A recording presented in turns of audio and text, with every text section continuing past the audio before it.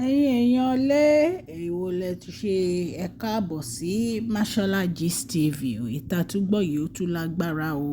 Ẹ̀yin èèyàn lé ìtàtúgbọ̀ yìí tún lágbára o. Bí a ṣe gbọ́ o, wọ́n ní ṣe ni ejò ló sán àǹtí wa. Àrù wọ́n ní ejò sán wọn jẹ. Ibi tó ti sán wọn jẹ àmọ́. Ṣùgbọ́n bí a ṣe gbọ́, wọ́n ní ejò sán àǹtí wa Àrù jẹ. Wọ́n ní ìgbà tí pressure yìí pọ̀ tí àwọn fámílì wọn tó pariwo tí wọ́n tọ̀ kábíyèsí lọ, wọ́n ní kábíyèsí nìkan lọ jẹ́wọ́. Ipe tí wọn ò bá jẹ́wọ́, ipe àwọn ọ̀rọ̀ yìí kò sí lọ́wọ́ àwọn o. Ipe lọ́wọ́ àwọn tó ń ṣẹ̀ ni ọ̀rọ̀ yìí wà, àwọn tó ń bínú, àwọn òrìṣà òkè tó ń bínú, àwọn ìyá alágbára tó ń bínú. Wọ́n ní ọwọ́ wọn ló wà o. Ipe kan lọ jẹ́wọ́ gbogbo ẹ̀ṣẹ̀ tí wọ́n ti ṣẹ̀ o. Ẹ mọ̀ pé ọ̀rọ̀ ejò yìí ó ti sinmi díẹ̀, ẹ̀kan náà ó kàn tó jáde ni. Wọ́n ní àwọn Jagunlabi, wọ́n ní wọ́n ń lé wọn kiri ni o. Wọ́n ní bọ́n ń sùn wọ́n á rí wọn, bọ́n ń wẹ̀ wọ́n á rí wọn, bọ́n ń jẹun wọ́n á rí wọn. Wọ́n ní kábíyèsí dẹ̀ ti ní kan lọ jẹ́wọ́, wọ́n ní wọ́n ti yarí, wọ́n ní wọn ò dáhùn. Ẹ̀yin èèyàn lé allegedly nǹkan tá a gbọ́ nìyẹn o. Ṣùgbọ́n wọ́n ní ìgbà tí ejò yìí sán wọn jẹ, wọ́n ní wọ́n gbé wọn lọ sí hospital. Wọ́n ní wọ́n dẹ̀ tó fi lókà sí láti fi yọ irú ejò yìí. Ṣùgbọ́n wọ́n ní ìyẹn ò dá àti máa rí àwọn Jagunlabi yìí àti máa rí wọn, ìyẹn ò dá dúró. Ipe gbogbo ibi tí wọ́n bá ń lọ náà ti ń rí Jagunlabi. Ṣé ẹ mọ̀ pé àtìgbà tí àǹtí wa tán ti lọ sí ibi tí wọ́n lọ tán lọ ra ṣìgìdì wá, àtìgbà yẹn ni problem yìí ti ń ṣẹlẹ̀. Àtìgbà yẹn ni ìṣòro yìí ti ń ṣẹlẹ̀. Tó rán ni wọ́n lọ sí Republic of Benin gbà yẹn. Wọ́n ní wọ́n láwọn fẹ́ ra àwọn nǹkan tó lè fi bọ Ọ̀ṣun. Wọ́n ní ṣe ni wọ́n lọ gbé ṣìgìdì lé wọn lọ́wọ́. Wọ́n ní ṣìgìdì lé wọn kiri. Wọ́n bọ́ nínú ọ̀rọ̀ ṣìgìdì. Kó tó wá dé pé wọ́n ní kó lọ máa jẹ́wọ́ ẹ̀ṣẹ̀ wọn. Wọ́n ní wọn ò dáhùn.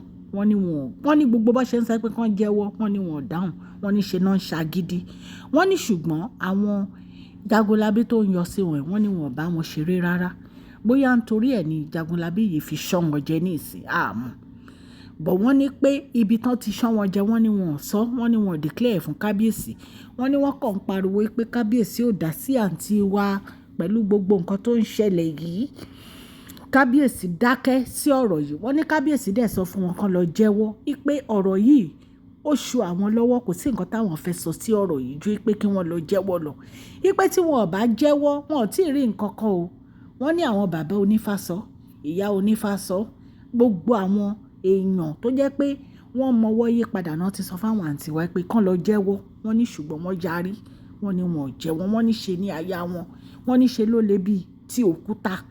Ẹ̀yin èèyàn lé ẹ jẹ́ kí n kí ẹ̀yin olólùfẹ́ mi ní ilé lóko àti ní ẹ̀yin òdì wípé ẹ káàbọ̀ sí Mashola Gist TV. Mashola Gist TV ń kí yín. Mashola Gist TV ń kí yín. Adúpẹ́ atọ́pẹ́ dá. Mashola Gist TV. Mashola Gist TV ń kí yín o. Ó ní ẹ ṣé o lọ́wọ́ ọkùnrin, lọ́wọ́ obìnrin, lọ́wọ́ ọmọdé, lọ́wọ́ àgbà. Lórí gbogbo bẹ́ẹ̀ ṣe ń comment, ten like, ten share. Adúpẹ́ ní ọwọ́ gbogbo yín. Mashola Gist TV ń kí yín. Ẹ̀yin olólùfẹ́ wa ẹ káàbọ̀ sí Mashola Gist TV. Ṣé àlàáfíà ni ẹwà gbogbo lè ń kọ́? Orúkọ mi ni Mashola kò yí padà. A máa ń sọ̀rọ̀ nípa celebrity gist, royal gist, politics àti gbogbo nǹkan tó ń ṣẹlẹ̀ ní agbègbè orílẹ̀-èdè bàbá wa ní ilẹ̀ Nàìjíríà. A ń sọ̀rọ̀ nípa celebrity gist, royal gist, politics àti gbogbo nǹkan tó ń ṣẹlẹ̀ ní orílẹ̀-èdè wa. Ẹ̀yin èèyàn lè tẹ́ bá ti subscribe, ẹ tẹ notification bell kẹ́ ẹ subscribe so that a bá ti post any gist ẹ máa rí. A ń sọ Yorùbá lórí channel yìí nítorí pé a fẹ́ gbàgbé àṣà àti èdè wa. Ẹ̀yin èèyàn lé à ń ṣe advert lọ́lọ́kùn òjọ̀kan lórí channel yìí, ẹ kàn sí wa ní Mashola Gist TV. Ọlọ́run Elédùmarè á bá mi gọ́wọ́ yín sókè o. Ọlọ́run Elédùmarè á bá mi ran gbogbo yín lọ́wọ́ o. Òkè òkè ní ọlá yín á máa lọ o. Ọlá yín ò ní lọ ìsàlẹ̀ láíláí. Wọ́n náà sọ fún àǹtí wa, wọ́n ní wọn ò dáhùn. Wọ́n ní ṣe ni wọ́n kọ etí ikún.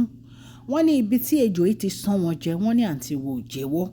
Wọ́n ní kábíyèsí dẹ̀ ni kò sí nǹkan tó kan àwọn ń bẹ̀. Ipe kí wọ́n lọ jẹ́wọ́ gbogbo nǹkan tán ti ṣe nínú palace, èyí tí wọ́n rán yàn, èyí tí wọ́n ṣe fúnra wọn, èyí tí wọ́n jẹ́ pé wọn ò mọ̀ pé àwọn gan ni wọ́n ṣe tó jẹ́ pé iṣẹ́ ibi yìí wọ́n fi rányàn ni. Wọ́n ní tí wọn ò bá jẹ́wọ́, wọ́n ní wọn ò tí ì rí nǹkan kan, wọ́n ní wọ́n ṣẹ̀ṣẹ̀ bẹ̀rẹ̀ ni. Nǹkan tá a gbọ́ nì tí wọ́n ní kábíyèsí sọ fún wọn. Wọ́n ní àwọn fámílì wọn, wọ́n náà ń bẹ kábíyèsí pé kí kábíyèsí jọ̀ọ́, pé kí wọ́n jọ̀ọ́ nítorí Ọlọ́run kan dá sí àǹtí wa. Wọ́n ní kábíyèsí dẹ́ni kò sí nǹkan tí àwọn lè ṣe sí. Ẹ̀yin ará ilé, ètà gbọ́ ní o nípa ọ̀rọ̀ àǹtí wa. Pé ejò ó sán wọn jẹ. Àmọ́ ibi tó ti sán wọn jẹ, ṣùgbọ́n allegedly nǹkan tá a gbọ́ ni. Ẹ mọ̀ pé ó ti pẹ́ tí wọ́n ti ní kán jẹ́wọ́ tí wọ́n jẹ́wọ́. Ẹ̀yin èèyàn lè kì í ṣe nǹkan kékeré o. There was a time tí a gbọ́ pé ejò ń lé àǹtí wa náà. Pé ejò lé wọn kúrò nínú palace. Pé wọ́n ní láti lọ sun hòtẹ́ẹ̀lì ni. Tí wọ́n ní pé inú síǹkì báyìí lejò yẹn wà. Pé ṣe ni ó gbẹ́nu sókè báyìí. Ẹ̀yin èèyàn lè, èmi á rọ̀ yín kẹ́ ẹ jẹ́wọ́ o, ẹ̀yin olórí yìí. Ẹ jẹ́wọ́ gbogbo ẹ̀ṣẹ̀. Téèyàn bá ti mú ẹ̀ṣẹ̀ lẹ́bi kò ní pẹ́ lórí ìkúnlẹ̀. Ẹ bá ti jẹ́wọ́, wọn á fi yín sílẹ̀, kò sí nǹkan tán máa ṣe fún yín. Ṣé bí kẹ́kọ̀ọ́ ti jẹ́wọ́ ni? Kí ló wà ní kéèyàn jẹ́wọ́ ẹ̀ṣẹ̀? Ọlọ́run gan ó fẹ́ ká ronú pìwàdà ẹ̀ṣẹ̀ wa. Because ẹni tó bá jẹ́wọ́ ẹ̀ṣẹ̀, ó máa rí ìdáríjì gbà náà. So kí wá ló wá difficult fún yín láti jẹ́wọ́ ẹ̀ṣẹ̀ yín? Ẹ̀yin èèyàn lé, tá a bá tún gbọ́ update lórí gist, a máa mú wá. Mo dúpẹ́ lọ́wọ́ gbogbo etí tó ń gbọ́ mi ní ilé lóko àti lẹ́yìn odi. Ọlọ́run ọba aláàánú á bá mi ṣàánú fún yín o. Gbogbo nǹkan tẹ́ ń bá dáwọ́lé á máa yọrí sí rere o. Ẹ jọ̀ọ́ ẹ má gbàgbé kẹ́ subscribe o, kẹ́ ẹ dẹ̀ tẹ notification bell so that tá bá ti post any gist ẹ máa rí. Ọlọ́run Elédùmarè á bá mi gbọ́wọ́ yín sókè o. Ọwọ́ yín ò ní lọ ìsàlẹ̀ o. Ní agbára Ọlọ́run òkè òkè ni ó máa lọ o. Ẹ má gbàgbé kẹ́ fún fídíò yìí ní thumbs up o. Please share this video, like and subscribe. God bless you all.